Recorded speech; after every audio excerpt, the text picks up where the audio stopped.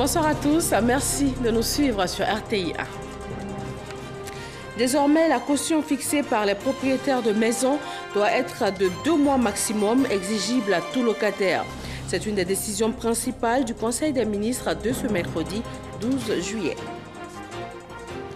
Coopération Côte d'Ivoire-France, une réunion de la mission interministérielle des deux pays s'est tenue aujourd'hui.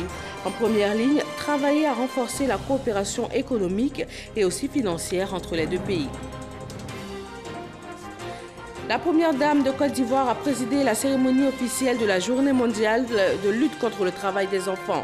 Depuis 2016, le pays a alloué 9 milliards de francs CFA à la lutte contre ce fléau qui touche par an 59 millions d'enfants en Afrique. Et puis au Nigeria, au moins 16 personnes tuées et 23 blessées dans un quadruple attentat suicide à Maïdiguri. 4 femmes kamikazes se sont faites exploser dans plusieurs points de la ville. Mercredi 12 juillet, le Conseil hebdomadaire des ministres s'est tenu ce matin au palais présidentiel. Plusieurs mesures ont été prises. L'une d'entre elles concerne la caution fixée par les propriétaires de maisons. Elle est de 2 mois maximum, exigible à tous désormais. Jérôme Kofi Aboula. Fini les cautions exorbitantes exigées aux locataires. Le gouvernement demande aux propriétaires de maisons de les limiter désormais à 2 mois maximum. Décision du Conseil des ministres tenue ce mercredi au palais présidentiel. Ce projet de loi vise à réformer la législation en vigueur en matière de baux à usage d'habitation, afin d'adapter cette législation aux réalités nouvelles que connaît notre pays, réalités qui sont la faiblesse de l'offre de logements à usage d'habitation et contraintes fortes d'accès au logement par un grand nombre de nos concitoyens. Ce dispositif a pour objectif de réguler au mieux les rapports entre le bailleur et le locataire, d'encadrer durablement les montants des loyers et de simplifier et de sécuriser la location et surtout de rééquilibrer les coûts de location des logements. Ainsi, ce projet de loi encadre désormais strictement le paiement de loyers d'avance ainsi que la garantie locative, ce qui s'appelle communément la caution, désormais limitée à 2 mois au maximum du loyer.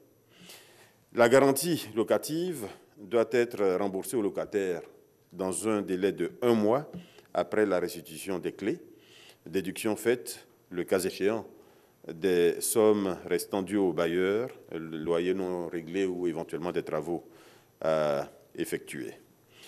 En cas d'insuffisance du dépôt de garantie, pour compenser les frais de réparation et les dépenses effectuées par le bailleur, celui-ci peut engager une action en responsabilité contre le locataire. Le Conseil a aussi pris des mesures relatives au plafonnement des prix et des marges de certains produits et services. Il s'agit des mesures visant à faire face à la vie chère, qui reste l'une des préoccupations majeures du gouvernement. Le présent décret, après avis de la Commission de la concurrence, fixe les modalités d'application de la mesure de réglementation des prix prévue par l'ordonnance 2013-662 du 20 septembre 2013 relative à la concurrence. Il établit et plafonne sur une période de 6 mois les prix et les marges du riz, du sucre, de la tomate concentrée, de l'huile de table et du ciment. Ce plafonnement s'applique aussi bien au niveau de la production, donc sortie usine, qu'au niveau de la distribution des produits concernés. Par ailleurs, la Journée nationale du prix d'excellence, édition 2017, évoquée également au cours de ce conseil. La cérémonie va se dérouler le 4 août prochain, à la veille du 57e anniversaire de l'indépendance de la Côte d'Ivoire, avec à la clé 78 prix en jeu. Ce prix national consacre l'engagement du gouvernement de promouvoir une société d'excellence en accord avec la vision d'une Côte d'Ivoire émergente du président de la République. Ainsi, pour l'édition 2017 de cette journée d'excellence, au total 78 prix qui seront mis en compétition, dont 75 seront effectivement décernés cette année. 3 prix, à savoir le prix d'excellence des armées, le prix d'excellence du glaive d'honneur de la gendarmerie nationale et le prix du meilleur aménageur foncier ne seront pas décernés cette année. À l'issue du processus de sélection mené, chaque lauréat classé premier recevra des mains du président de la République un trophée, un diplôme, ainsi qu'un chèque d'un montant de 10 millions de francs CFA. Le Conseil, avant de refermer ses portes, s'est félicité des performances réalisées cette année encore par l'INPHB, Institut national polytechnique Félix Houphouët-Boigny. L'établissement s'est illustré de la plus belle des manières avec l'admission de 5 de ses étudiants, tous des Ivoiriens, au concours d'entrée à l'école polytechnique de Paris. Une délégation du Bureau indépendant d'évaluation du Fonds monétaire international FMI est en mission à Abidjan. Elle a été reçue cet après-midi par le vice-président Daniel Krablon-Duncan. La délégation est allée faire part au vice-président de l'objet de sa mission en terre ivoirienne. Tout juste avant, Daniel Krablon-Duncan a échangé avec le directeur adjoint de l'Organisation de coopération et de développement économique OCDE. Réunion de la mission interministérielle franco-ivoirienne ce mercredi. La mission doit travailler à renforcer la coopération économique et financière entre les deux pays. Alexis Ouedraogo. Un mois après la rencontre entre les deux chefs d'État ivoiriens et français à l'Élysée à Paris, une mission interministérielle est mise sur pied. Objectif, raffermir la coopération financière et économique entre la Côte d'Ivoire et la France. Ce mardi à la primature, le Premier ministre Amadou Gon Coulibaly a présidé la réunion de cadrage de ladite mission. La présente mission devrait permettre d'échanger autour des priorités à inscrire dans la coopération avec la France en vue de contribuer au maintien de cette dynamique économique. Le souhait donc du gouvernement qu'il permette de répondre à la totalité du besoin financier de la ligne 1 du métro d'Abidjan, dont le schéma franco-français a été retenu pour sa mise en œuvre. L'objectif du gouvernement est de mettre en œuvre ce projet dans son périmètre initial, de 37 km, allant d'Anyama à Port-Boué pour un coût de l'ordre de 1,4 milliard d'euros. En ce qui concerne les autres priorités, nos discussions devront nous permettre de nous accorder sur les instruments financiers à mobiliser et les enveloppes nécessaires pour une action efficace dans l'intérêt de nos deux parties. Autres priorités concernées, l'éducation, la formation, l'emploi. Il s'agit d'améliorer l'employabilité et la compétitivité au sein des entreprises. Les questions de résilience et de protection de l'environnement sont aussi sur la table. 48 heures durant, les participants travailleront donc à trouver des mécanismes pour contribuer au maintien de la dynamique économique entre les deux pays. La France et la Côte d'Ivoire devraient également renforcer leur partenariat militaire en vue de gagner la bataille contre l'insécurité et le terrorisme. S'agissant donc de la sécurité, l'objectif du gouvernement est de consolider la normalisation de la situation sécuritaire globale de notre pays à travers des actions ciblées et efficaces. Le cadre de référence de cette action est la loi de programmation militaire d'une part, et la loi de programmation des forces de sécurité intérieure. Il s'agira notamment d'apporter un appui au schéma de restructuration de l'armée, ainsi qu'à l'amélioration des conditions de vie et de travail de nos forces de défense et de sécurité. La Côte d'Ivoire reste l'un des plus gros partenaires commerciaux de la France sur le continent africain. La première dame de Côte d'Ivoire, présidente du Comité national de surveillance des actions de lutte contre le travail des enfants, a présidé la cérémonie officielle de la Journée mondiale de lutte contre le travail des enfants. De 2016 à maintenant, c'est environ 9 milliards de francs CFA que l'État ivoirien et ses partenaires ont alloués à la lutte contre ce fléau. Mahama Traoré et Abiba Dambélé. La place de l'enfant est à l'école et non au travail. Encore moins sur les champs de bataille. Les enfants ont besoin d'une éducation de qualité et d'une protection adéquate. Un message poignant qui n'a pas laissé indifférent la première dame de Côte d'Ivoire, Dominique Ouattara, et les invités à cette cérémonie de commémoration. D'autant plus que ce message colle au thème choisi pour la 15e édition de la Journée mondiale contre le travail des enfants, à savoir, dans les conflits et les catastrophes, protégeons les enfants du travail des enfants. Un thème d'actualité au regard des multiples situations de crise que vit la planète. La situation de crise constitue en effet un terrain fertile, favorable à l'émergence de nouvelles formes de travail des enfants, telles que l'utilisation d'enfants par les forces ou groupes armés. Mais de manière générale, les crises aggravent une situation qui préexistait en détruisant les moyens de subsistance des populations et les écoles et en provoquant des déplacements des populations à l'intérieur et à l'extérieur du pays. Loin d'être dans l'inaction, le gouvernement ivoirien mène ces dernières années une lutte drastique contre le travail des enfants. Rien que pour la période 2016-2017, l'État et ses partenaires vont débourser environ 9 milliards de francs CFA pour financer les actions sur le terrain. La Côte d'Ivoire entend s'associer pleinement à toutes les initiatives mondiales visant à combattre la pauvreté et à éliminer le travail des enfants dans les chaînes de production. Il nous faut maintenant relever le défi de la mobilisation des ressources pour la consolidation des progrès réalisés. Il nous faut également valoriser les bonnes pratiques et mettre en œuvre des programmes tels que la pérennisation et l'extension du système d'observation et de suivi du travail des enfants en Côte d'Ivoire. Que faire pour empêcher les enfants de subir les conséquences des conflits et catastrophes naturelles? La réponse se trouve dans le message livré lors de cette cérémonie par la présidente du Comité national de surveillance des actions de lutte contre le travail des enfants, la première dame Dominique Ouattara.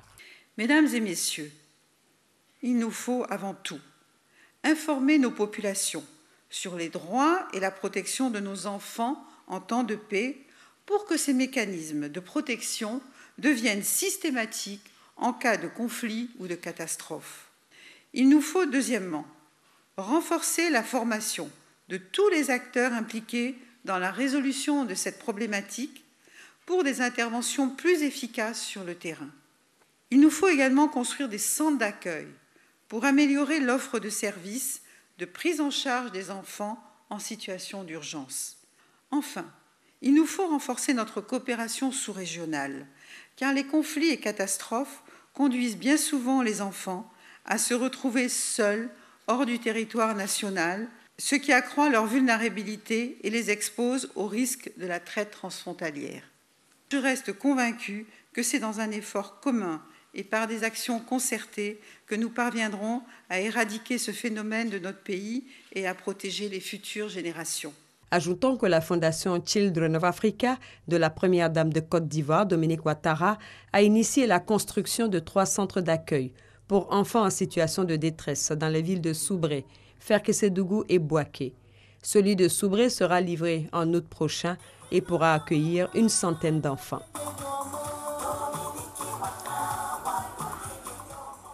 Selon l'Organisation internationale du travail, ce sont 59 millions d'enfants qui sont victimes du travail des enfants sur le continent africain chaque année. La 31e journée mondiale de la population a été célébrée hier, 11 juillet. Des chiffres importants ressortent. 225 millions de femmes n'ont pas accès aux services modernes de planification familiale. En 2016, 11,7 millions de grossesses non désirées ont pu être évitées grâce aux produits contraceptifs. 319 Ivoiriens viennent de mettre fin à leur exil au Libéria. Ils sont arrivés à Toulepleu hier mardi. C'est un rapatriement volontaire. Il est organisé par le HCR et ses partenaires. Il intervient seulement quelques jours après une mission gouvernementale ivoirienne sur le sol libérien.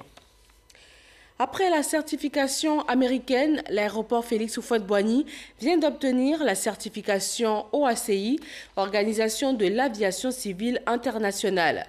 Cette nouvelle certification atteste que les exploitants de l'aéroport répondent effectivement aux exigences de sécurité sur les installations et sur les exploitations techniques. Francis Boifo. 2 ans après la certification américaine TSA qui autorise des vols directs vers les États-Unis d'Amérique à partir d'Abidjan, l'aéroport international Félix Houphouët-Boigny vient d'obtenir la certification OACI. C'est une exigence pour l'Organisation de l'Aviation Civile Internationale. À la différence de l'agrément TSA, abusivement appelé certification américaine, qui porte exclusivement sur la sûreté dans les aéroports, la certification OACI porte sur l'environnement, la sécurité et la sûreté, tant du point de vue des infrastructures que du fonctionnement. Ces défis, Aéria a su les relever. Le directeur général d'Aéria ajoute que l'aéroport Félix Houphouët-Boigny d'Abidjan est le premier aéroport africain certifié neutre en carbone en termes de bilan de CO2 et 30e au monde. C'est l'image et le sérieux de la Côte d'Ivoire dans l'application des standards internationaux. Et ça, c'est une valeur chère au président de la République, son Excellence M. Alassane Ouattara. Pour les experts en aviation, la certification OACI va favoriser l'installation de nouvelles compagnies. L'exemple du Togo, certifié en 2014. J'avais à peine 7 compagnies, aujourd'hui on a 12 compagnies. Il y a d'autres compagnies qui vont arriver. Augmenter le trafic aérien, c'est le souhait du gouvernement qui veut faire de l'aéroport Félix Houphouët-Boigny d'Abidjan un hub régional en 2020. Des négociations sont en cours pour attirer plusieurs compagnies internationales assurant des vols directs. Les efforts déployés par l'ANAC ont permis en 2015 l'obtention de la certification américaine TSA, autorisant les vols directs sur les États-Unis d'Amérique à partir d'Abidjan. À ce sujet, il est important de souligner que des discussions bien avancées sont en cours avec des compagnies aériennes pour assurer cette desserte. Les nombreux projets réalisés sur la plateforme aéroportuaire ces 3 dernières années ont permis d'augmenter le trafic. d'1 700 000 passagers en 2015, on est passé à environ 1 850 000 passagers en 2016. Le Forum économique ivoiro-guinéen s'est ouvert aujourd'hui à Conakry, en Guinée. Pendant 2 jours, une cinquantaine d'opérateurs économiques ivoiriens vont rencontrer leurs homologues et les décideurs guinéens dans l'objectif de favoriser un partenariat entre les secteurs privés des 2 pays. Jean-Jacques Kwame, envoyé spécial dans la capitale guinéenne. L'objectif de la mission économique de la Confédération générale des entreprises de Côte d'Ivoire, CGC, en Guinée, est de développer les échanges d'affaires entre les entreprises guinéennes et ivoiriennes et de favoriser un partenariat sud-sud pour booster les échanges commerciaux entre la Côte d'Ivoire et la Guinée, encore très faibles. Le Forum économique ivoiro-guinéen, ouvert ce mercredi, vient concrétiser cette démarche.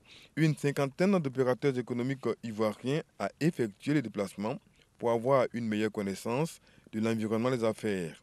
Un environnement des affaires en plein essor et qui présente plusieurs opportunités d'investissement. Secteur privé guinéen, je demande à nos partenaires ivoiriens de nous faire bénéficier de leur expérience pour la reconstruction absolument nécessaire de notre tissu économique qui a un très fort potentiel. Ces travaux devraient nous permettre d'identifier les obstacles et formuler des propositions pour une bonne synergie entre les entreprises ivoiriennes et guinéennes pour des investissements fructueux. Tout le long de ce forum, nous aurons un panel de haut niveau et des ateliers sectoriels. Ce forum sera également l'occasion pour les opérateurs économiques guinéens et ivoiriens de prendre des contacts. Ouvrant les travaux du forum, le Premier ministre guinéen s'est réjoui de la tenue de cette rencontre. Mamadou Youla a insisté sur le partenariat sud-sud pour sortir l'Afrique du sous-développement. La Guinée est un partenaire stratégique d'avenir pour les pays de la sous-région et donc aussi et avant tout pour la Côte d'Ivoire que nous recevons aujourd'hui.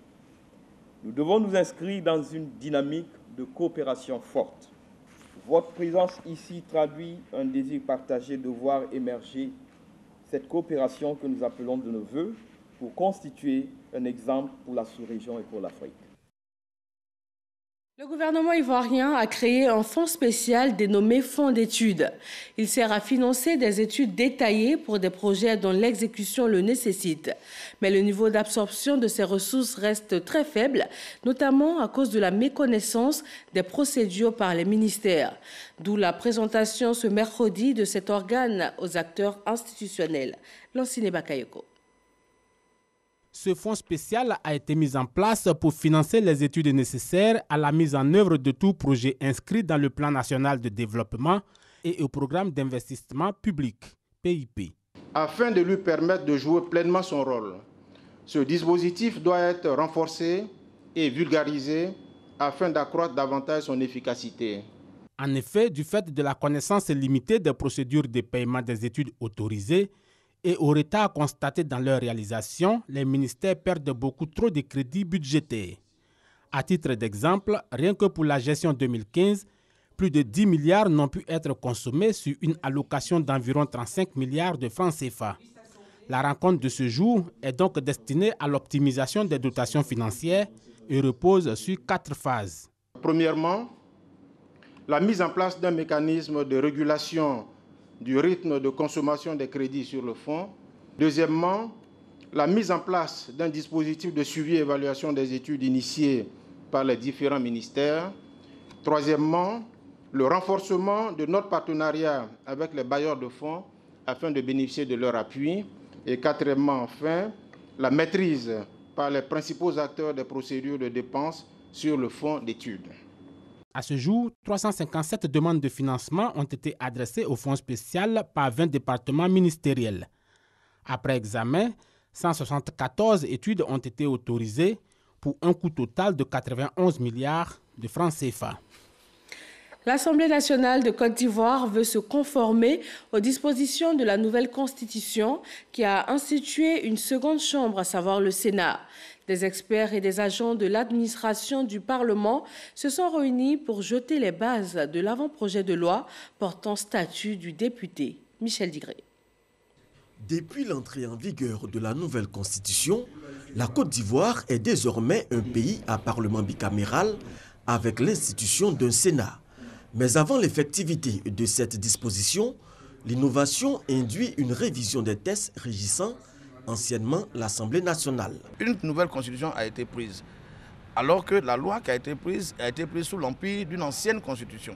De nouvelles dispositions ayant été prises, il faut d'abord conformer la loi existante à la nouvelle constitution qui est la norme suprême de l'État. Les agents de l'administration du Parlement ont donc jeté les bases de la loi organique fixant le nombre de membres de chaque chambre, les conditions d'éligibilité des députés, les régimes d'inéligibilité et d'incompatibilité. Ce nouveau texte devra également traiter les questions des conditions d'organisation, de nouvelles élections, les cas de vacances des sièges, le montant des indemnités et avantages des députés.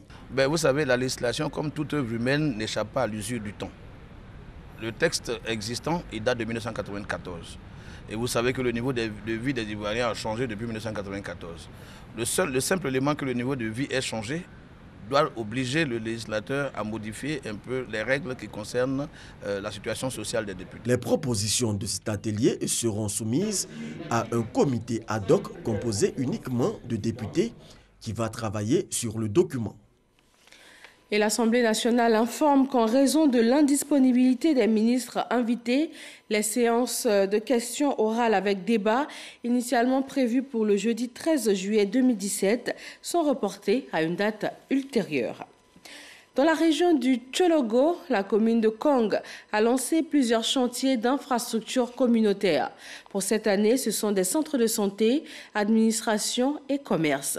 Les autorités politiques de la région ont procédé à une visite des chantiers en cours. Kader Sogodogo. Érigé en commune depuis 1995, Kong veut sortir d'une certaine léthargie en se dotant d'infrastructures dignes d'une cité moderne. Pour ce faire, les autorités municipales et les cadres travaillent de concert. Le plan d'urbanisme directeur achevé par le BNET rend les choses aisées. Au niveau de l'habitat, des logements sociaux sont en cours d'achèvement pour faciliter le logement des fonctionnaires en poste dans la ville.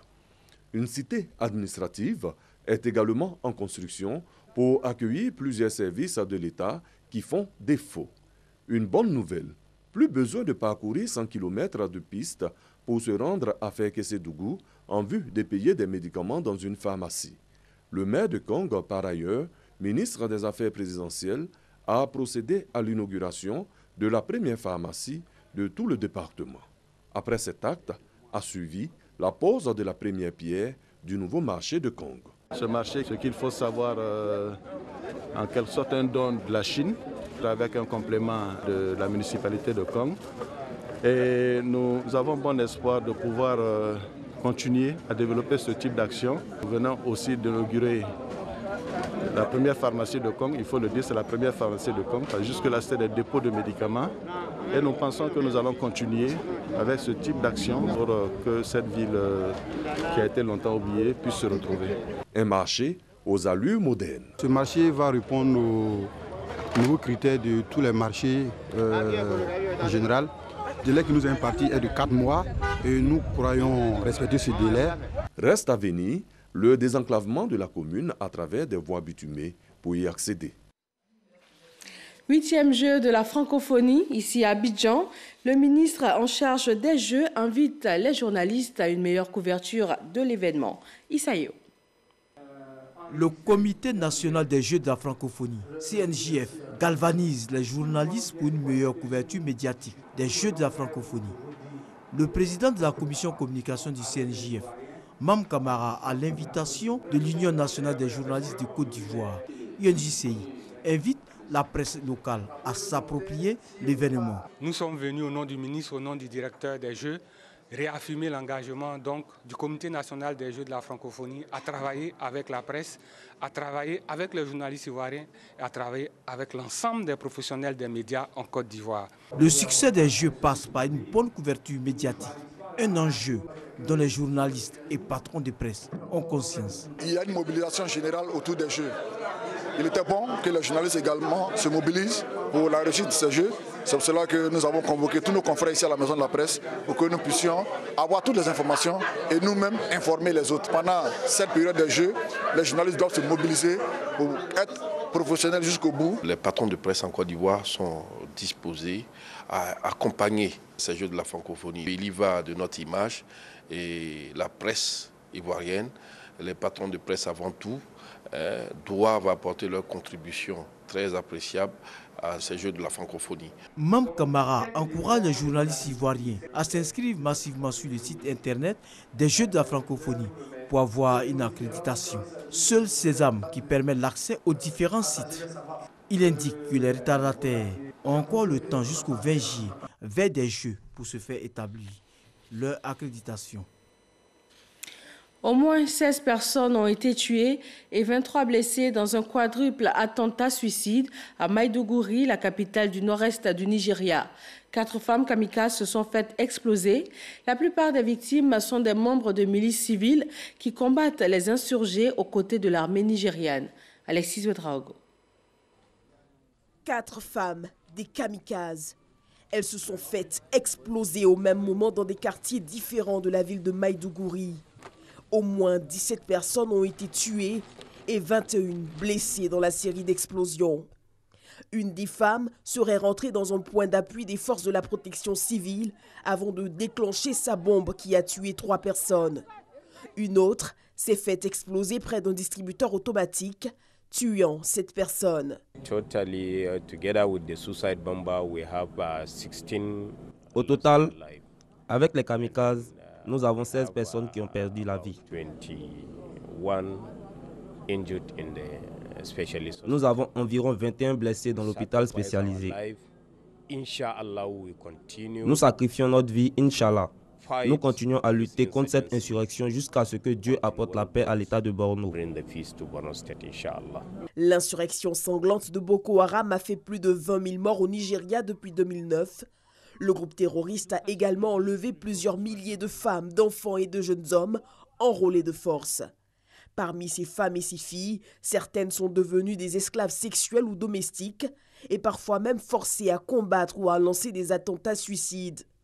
Aujourd'hui, la secte Boko Haram a perdu la plupart des territoires qu'elle contrôlait, mais continue de perpétrer des attaques meurtrières au Nigeria et dans des pays voisins que sont le Niger, le Cameroun et le Tchad. Depuis le 30 juin dernier, l'ONUCI a mis fin à sa mission en Côte d'Ivoire. Avant son départ, la première responsable de l'institution, Aïchatou Mindaoudou, a fait le bilan de 13 années de maintien de paix en Côte d'Ivoire. Elle a abordé des questions de justice, de désarmement et de réconciliation. Retrouvez tout à l'heure l'interview qu'elle a accordée à RTI 1. Voilà, merci de votre attention. Un bonsoir particulier ce soir à Danané, dans l'ouest de la Côte d'Ivoire.